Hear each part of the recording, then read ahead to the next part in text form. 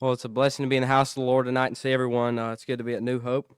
I was supposed to be preaching tonight at Little Bethel, but they canceled on me. So I'm a little. I gotta get something out. But I'm gonna try. I'm not gonna. I'm gonna try to keep it short today, if I can, if the Lord willing.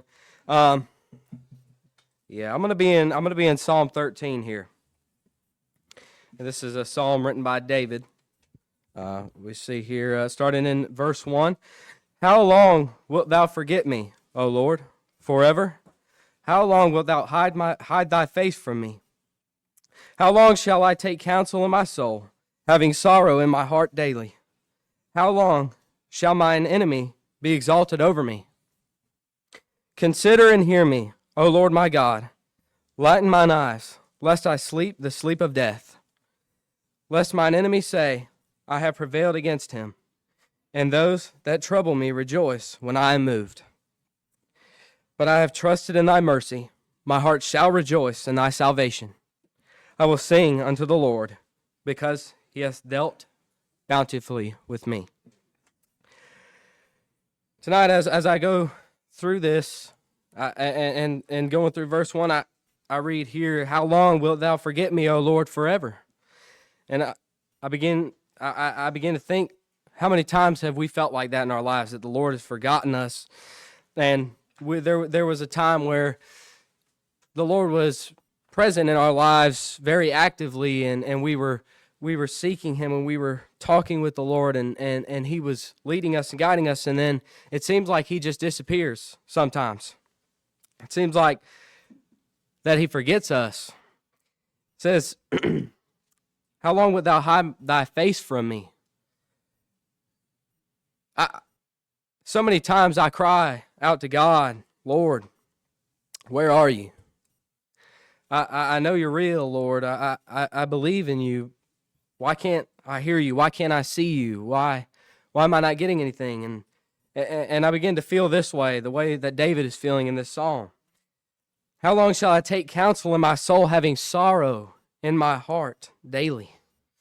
This sorrow that I feel sometimes, and that we all feel. This sorrow in our hearts. And how long shall mine enemy be exalted over me? So many times I feel like the enemy is winning, especially in this world, not just in my life. Feels like the enemy has won this battle. He's got the upper hand. Consider and hear me, O Lord my God. Lighten mine eyes, lest I sleep the sleep of death. Lest mine enemies say, I have prevailed against him, and those that trouble me rejoice when I am moved. But I have trusted in thy mercy. My heart shall rejoice in thy salvation. I will sing unto the Lord, because he hath dealt bountifully with me.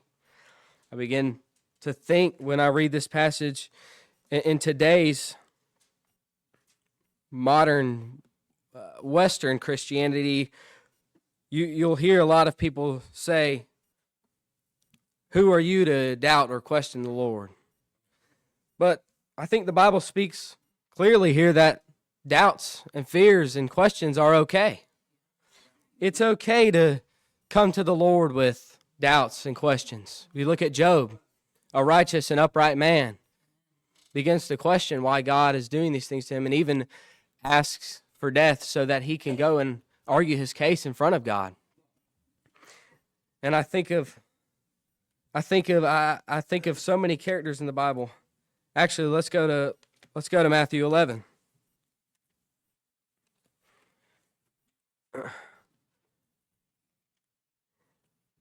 I think of John the Baptist.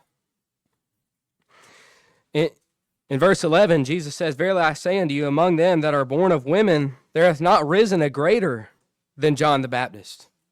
And still, we see in verse 3, when John sends his disciples, in verse 3 it says, And said unto him, Art thou he that should come, or do we look for another? Even John the Baptist, being those among among them that are born of women being the greatest, raises doubts. And I think here, what if John the Baptist stayed in prison for the rest of his life, harboring that doubt, not really knowing if Jesus was the one that he said he was, having that doubt in his heart.